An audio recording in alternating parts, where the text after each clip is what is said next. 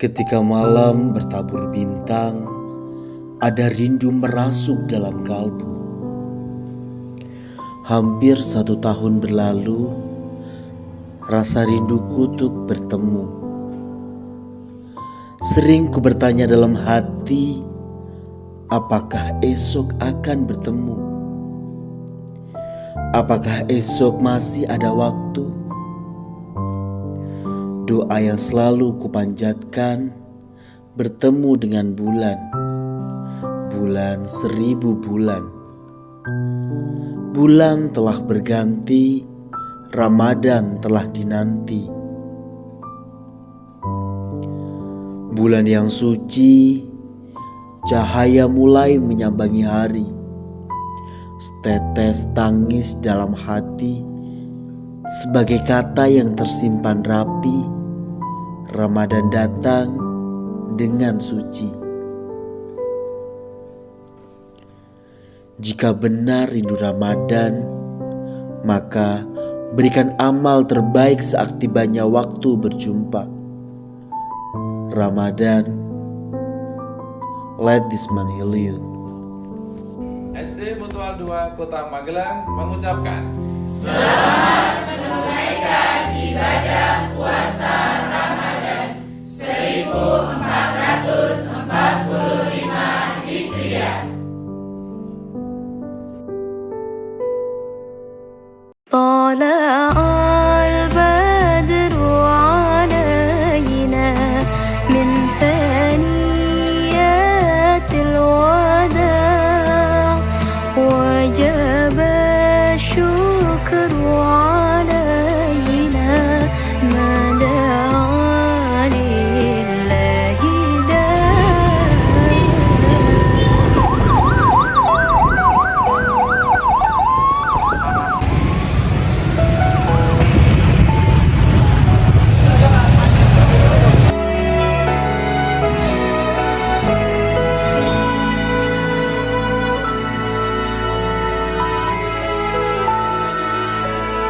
أيها المبعوث فينا جئت بالأمر المطاع جئت شرفت المدينة مرحبا يا خير داع ساقه الله تعالى رحمة للعالمين وعلى البر شعاع وعلى البحر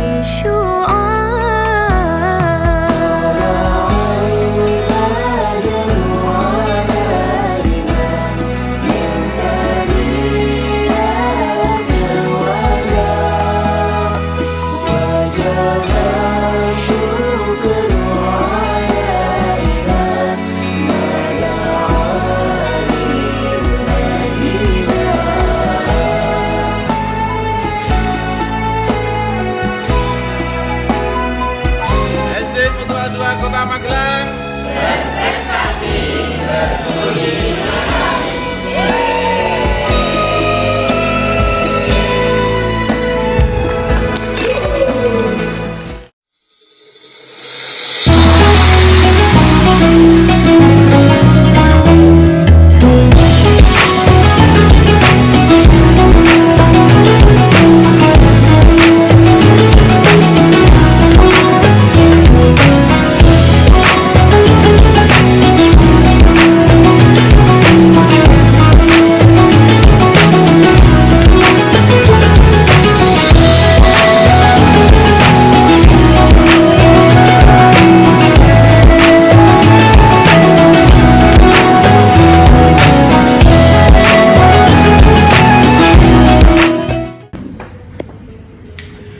Bismillahirrahmanirrahim. Assalamualaikum warahmatullahi wabarakatuh. Sahabat Insan yang dimuliakan Allah Subhanahu wa taala.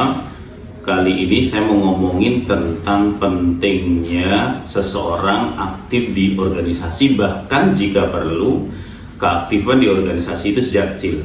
Kenapa? Alasannya ada banyak.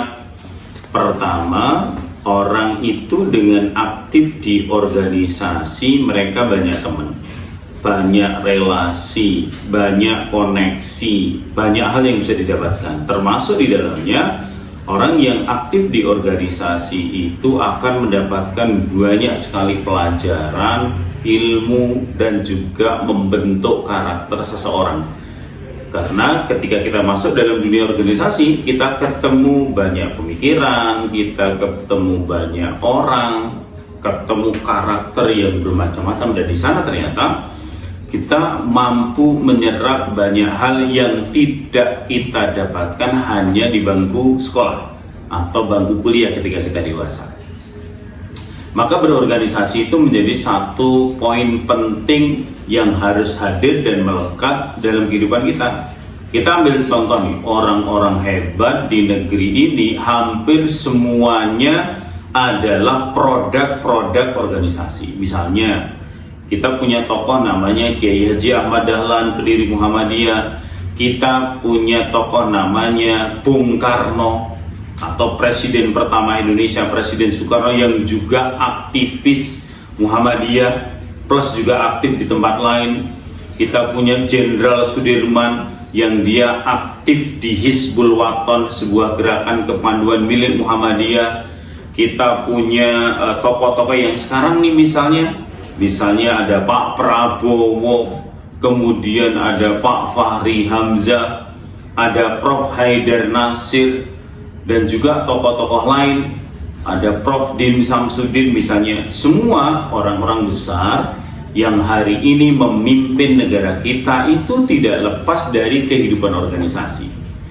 Jadi organisasi yang kemudian menempa orang-orang itu menjadi hebat, menjadi punya pikiran-pikiran besar, sehingga mereka pada akhirnya memimpin dan menahkodai bangsa ini. Di dalam Quran ada pesan-pesan Allah yang mengisyaratkan agar kita juga aktif di organisasi. Misalnya, Innallaha yuhibbul ladzina yuqatiluna fi sabilihi saffan ka'annahum bunyanun marsus. Di sana Allah mengatakan Allah tuh seneng banget sama orang-orang yang di dalam memperjuangkan sesuatu itu kompak dalam satu barisan yang kokoh, satu barisan yang lurus. Dalam tafsir modern, bunyanun marsus itu suffang ka'annahum bunyanun marsus itu adalah organisasi. Jadi berorganisasi itu ada landasan Qur'aninya, ada pesan-pesan dari Allah Subhanahu wa taala agar kita berinteraksi, berjibaku di dalam sebuah organisasi. Pesan lain misalnya ada dalam surat Ali Imran 104 yang sangat masyhur, wal takum minkum ummatun yad'una ilal khair wa ya'muruna bil ma'ruf wa yanhauna 'anil munkar wa ulaika humul muflihun. Jadi ada kata di sana ummatun yad'una ilal khair. Ada sekelompok manusia yang menyeru pada kebaikan dan juga mencegah pada keburukan. Sekelompok manusia di sana dimaknai sebagai organisasi. Karena memang dengan organisasi kita bisa melakukan sesuatu yang tidak bisa selesai dilakukan secara individu. Satu contoh misalnya kita bantu Palestina. Kalau cuma kita doang, hanya satu orang kirim bantuan 100.000, kira-kira jadi apa? Nggak bakalan jadi apa-apa dong. Tetapi ketika kita berorganisasi, kita nyumbang satu orang itu 100.000, kemudian dikumpulkan dengan jutaan anggota organisasi yang lain, maka kita bisa kirim bantuan dengan jumlah yang sangat banyak, bahkan miliaran. Termasuk ketika kita menyelesaikan teman-teman kita yang sedang diuji dengan banjir bandang Sumatera kemarin. Gak bisa kalahnya dengan kerja-kerja individu. Kita bikin sekolah, kita bikin rumah sakit, kita membangun perguruan tinggi, kita bangun masjid. Tidak bisa dilakukan dengan kerja-kerja individu, maka harus dilakukan dengan kerja-kerja organisasi. Oleh karena itu, kita sebagai orang tua harus mendorong anak-anak dan anak-anak yang masih sekolah dari level dasar sudah harus ditanamkan pada dirinya, dia harus jadi aktivis yang hebat, harus terlibat dalam kegiatan organisasi. Kenapa? karena dari sana kita akan mendapatkan banyak hal. Tentu hal-hal yang kita dapatkan adalah semua hal yang positif. Bahkan dalam banyak kesempatan saya sering menyampaikan bahwa berorganisasi itu salah satu cara kita menyempurnakan beragama. Bukan menyempurnakan agama ya, tapi maksud saya adalah kalau kita ingin beragama kita ini semakin sempurna, salah satu jalannya adalah lewat organisasi. Kok bisa? Oh iya, tadi yang sudah saya sampaikan. Karena ada banyak kerja-kerja yang bisa diselesaikan oleh organisasi, tetapi tidak diselesaikan atau tidak bisa diselesaikan oleh individu. Maka dulu pada zaman Rasulullah SAW, sebenarnya meskipun pada saat itu belum ada ya organisasi secara formal, terstruktur, tidak ada, tetapi embrio atau karakteristik di mana Rasulullah itu membentuk organisasi itu jelas ada. Misalnya beliau mengorganisir pasukan, beliau mengorganisir para sahabat untuk membangun sesuatu, beliau membuat satu aturan di mana aturan itu disepakati bersama antara kaum muslimin dengan mereka yang non muslim, dengan kabilah-kabilah yang berbeda, disatukan dalam satu aturan yang bagus yang kemudian kita mengenal dengan istilah Piagam Madinah. Nah, semua itu sebenarnya tidak lepas dari embrio lahirnya sebuah organisasi. Meskipun pada saat itu belum ada istilah organisasi yang digunakan, tetapi perkumpulan mereka, kelompok mereka yang kemudian mencoba mengorganisir diri dengan baik untuk mencapai satu tujuan tertentu, itu menunjukkan bahwa sebenarnya sejak dulu kecenderungan orang itu salah satunya adalah berorganisasi. Maka mereka yang hanya hidup individual, hanya mementingkan diri sendiri, tidak mau terlibat dalam kehidupan organisasi, tidak cuma rugi, tapi rugi banget. Tidak cuma tidak beruntung, tapi benar-benar buntung. Karena sesungguhnya kehidupan organisasi itu mengajarkan banyak hal, dan itu harus ditempa, ditempuh, dan dilakukan sejak dini. Assalamualaikum warahmatullahi wabarakatuh.